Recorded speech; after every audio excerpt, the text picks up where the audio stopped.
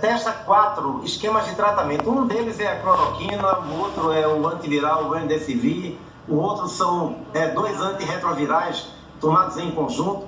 Fora isso, há muitas outras alternativas em pesquisa. Plasma de pacientes convalescentes, anticorpos monoclonais. Eu, por coincidência, hoje na plataforma eletrônica da OMS, onde se registram ensaios clínicos, nós temos 2.400 pesquisas clínicas em andamento. Várias delas apontam resultados, mas ainda não há uma definição. Várias delas têm apontado resultados, inclusive, não favoráveis à cloroquina. Semana passada, 2 estudos observacionais grandes, um com 1.370, outro com 1.500 pacientes hospitalizados, não demonstrou vantagem no uso da hidrocloroquina contra o não uso. Tivemos há 3 dias atrás um estudo na França e um na China, de pacientes de ambulatório, formas leves, também não demonstrou vantagem. Precisamos de mais estudos. Estudos, como a gente fala, aleatorizados, né, que você não sabe quem tomou cloroquina, quem não tomou, com um grupo controle, ou seja, com um grupo com as mesmas características que não tomou cloroquina, para que você possa comparar. Então, nós esperamos que em breve a gente tenha resultados definitivos, mas para recomendar, não há recomendação. Mesmo aqui nos Estados Unidos, a Anvisa americana, né, que é a FDA, ela autorizou o uso somente para ensaios clínicos em ambiente hospitalar, porque nesses 2 ambientes o paciente pode ser monitorado. Ela não recomenda em outro tipo de uso e alerta também para os riscos de que esses pacientes podem ter problemas de ritmo cardíaco. Não é relativamente raro, mas pode acontecer, por isso que é importante o monitoramento desses pacientes. Obrigado, doutor. Boa noite. Obrigado por estar aqui no Expresso CNN. Doutor, como o mundo observa o combate ao coronavírus no Brasil? Qual que é a sua percepção de como o mundo nos olha no combate a essa crise?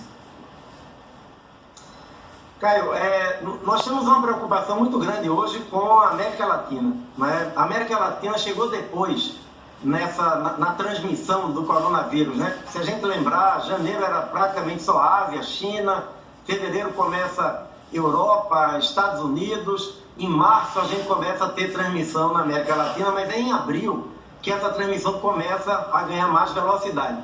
Hoje nós temos países como o Brasil, o Peru, o Equador, que estão numa trajetória muito intensa de crescimento. O Chile também demonstra crescimento, tanto que o Chile, 2 dias atrás, mudou a estratégia que vinha adotando o que eles chamavam de quarentena dinâmica por bairros na Grande Santiago. Agora mudaram ontem para quarentena em toda a região de Santiago pelo crescimento dos casos. Então, a América Latina, o mundo inteiro olha com preocupação, porque agora, enquanto que na Europa e na Ásia essa transmissão forte já foi mais controlada e já se começa, inclusive, a falar em planos de transição, né, para depois dessa primeira onda. Na América Latina, nós ainda estamos numa tendência de crescimento muito forte, por isso é uma preocupação global com o Brasil, com o Peru, com o Equador, com todos os países da América Latina. Agora, na pergunta do nosso analista de internacional, Lorival Santana, por favor. Doutor Jarbas, o presidente disse, a gente viu agora há pouco, que o Conselho Federal de Medicina autorizou o uso da hidroxicloroquina no Brasil. Queria que o senhor explicasse se isso é verdadeiro e em que medida pode ser usado. Também explicasse para o nosso telespectador que as doenças virais não têm cura, né? Elas só ajudam o paciente a diminuir os sintomas para que o sistema imunológico dele possa reagir, não é isso? Sobre a primeira parte da pergunta, tem uma diferença entre autorizar e recomendar.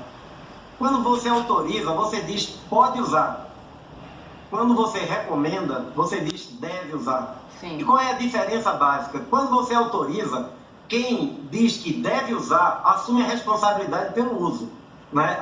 No mundo inteiro há protocolos para que um médico, diante de uma doença que não tem outra alternativa terapêutica, ele use o que se chama o uso fora da bula, né, do medicamento, ou o chamado uso compassivo, quando não tem mais nenhuma alternativa e ele usa o medicamento experimental. A cloroquina e a hidroxicloroquina, nesse momento, para a Covid-19, são considerados medicamentos experimentais, ou seja, que estão sob ensaios clínicos que são realizados, mas não tem ainda evidência suficiente para gerar recomendação. Então, o médico, que o Conselho Federal de Medicina fez e em outros países também, o médico, ao fazer esse uso, ele deve explicar para a família e para o paciente que é um medicamento experimental, os riscos, os benefícios, por que ele está fazendo aquela autorização, tomar o consentimento do paciente e da família e manter o paciente sob monitoramento. Né? Os médicos fazem isso no mundo inteiro contra as drogas e isso precisa ser feito de uma maneira ética. O que não pode haver é distribuição em massa de medicamentos, sem prescrição médica, nenhum medicamento, inclusive a hidroxicloroquina.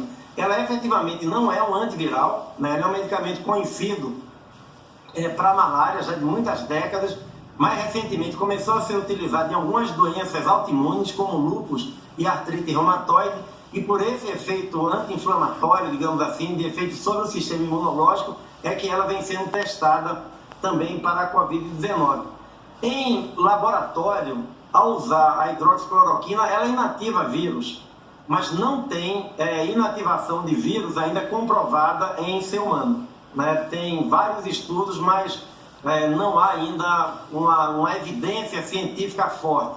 Então, essa recomendação de uso para ser feita, ela precisaria ser antecedida por essa certeza de uma evidência científica que nós ainda, infelizmente, até não temos. Né?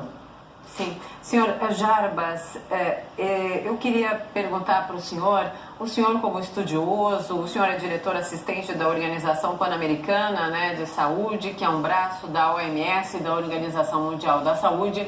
Eu gostaria que o senhor deixasse uma mensagem muito clara para todos ainda que tem uma dúvida e um questionamento em relação a isso. O que significa submeter alguém que está com uma saúde debilitada, com um vírus oportunista no corpo, que o mundo sabe pouquíssimo sobre ele, se submeter a um tratamento, a uma medicação que os próprios estudiosos não recomendam? É muito importante que os médicos, ao fazerem uso, Monalisa, eles tenham essa atitude, primeiro cuidadosa, segundo a atitude ética, né? Nós sabemos que muitas vezes há médicos que, na melhor das intenções de procurar salvar um paciente que ele está vendo numa situação grave, né, prescreve um medicamento, como o medicamento já foi usado, né, durante muitas décadas, às vezes o médico acha que ele é completamente inócuo. Há que se avaliar bem também, caso a caso, se aquele paciente não vai ter alguma complicação ligada ao uso da cloroquina, ou seja, é preciso o médico fazer uma avaliação do uso e, se decidir usar, fazer essa comunicação de maneira bem transparente. Né? É um medicamento que ainda está em experimentação, ainda não tem evidência, mas pode ser a única alternativa que eu tenho, porque ele pode combater o vírus e fazer com que as formas mais graves possam ser evitadas na visão desse médico. Nenhuma instituição científica tem recomendado. Aí mesmo no Brasil, a Sociedade Brasileira de Infectologia, várias sociedades científicas não recomendam. Não é nenhuma atitude política a favor ou contra ninguém. Né? Eu acho que é uma torcida de todos nós para que os ensaios clínicos sejam concluídos e tenhamos capacidade de recomendar às pessoas que usem a cloroquina ou qualquer um dos antivirais que está sendo testado, o Remdesivir e outros, para diminuir os casos graves. Mas até termos essa certeza, o uso tem que ser muito cuidadoso e dentro dessas normas éticas para que ele a gente não termine usando pessoas para fazer experiência, sem base de padrão ético, sem metodologia científica adequada. Dr. Jarbas, do que o senhor tem estudado e analisado no Brasil, a pandemia, em que estágio estamos? Já nos aproximamos do pico, estamos antes do pico, o pico ainda chegará? E quando sairemos dessa, já dá para ter uma previsão nos seus estudos e nas suas análises de quando a situação para o brasileiro estará mais tranquila? Pode vir aqui. Olha, Caio, infelizmente nós estamos na América Latina, e particularmente na América do Sul, nesse momento, a tendência é nítida de crescimento dos casos.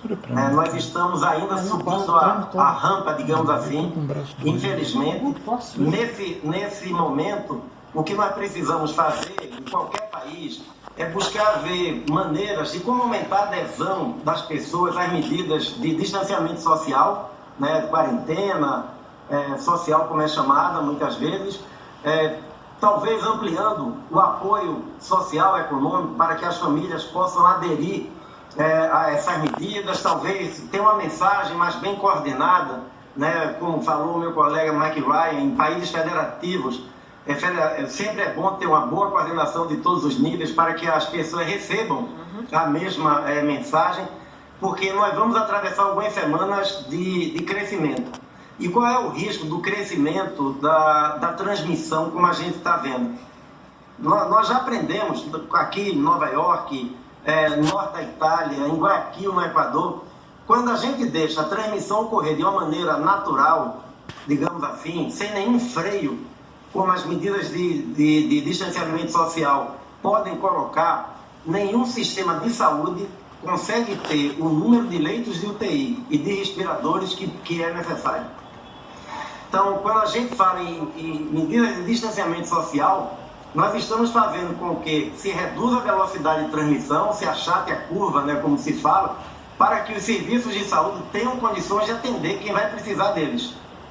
Alguns modelos matemáticos que têm sido feitos consideram que esse pico que nós vamos passar, ele vai durar até os primeiros dias de junho, né? Os primeiros dias de junho, a primeira semana de junho. Mas seguramente que tem muitas variáveis aí que não fazem parte do modelo matemático, né? Se há mais adesão às medidas de distanciamento social e elas passam a ser mais efetivas, isso pode ser encurtado. Se por outro lado não há essa adesão, e a gente pode ter, ao contrário, um prolongamento desse pico. Então eu diria que é se preparar bem, né, ter muita consciência. Vários governos estão já tomando medidas, né, para ampliar o acesso a leitos de UTI, hospitais de campanha, negociação com a rede privada. Ou seja, eu acho que esse é o caminho, né, enquanto se esclarece bem a população que são medidas duras, mas são medidas para enfrentar uma crise que não tem precedentes na história da saúde pública do mundo nos últimos 100 anos. Dr. Jarbas, ontem o presidente da Fiesp argumentou aqui na CNN que as cidades que não têm casos deveriam ser liberadas. Essa mesma discussão aconteceu nos Estados Unidos e se argumentou o seguinte: não, mas à medida que se liberarem haverá contatos, as cidades não estão isoladas entre si, há muita comunicação. Como é que o senhor vê essa questão?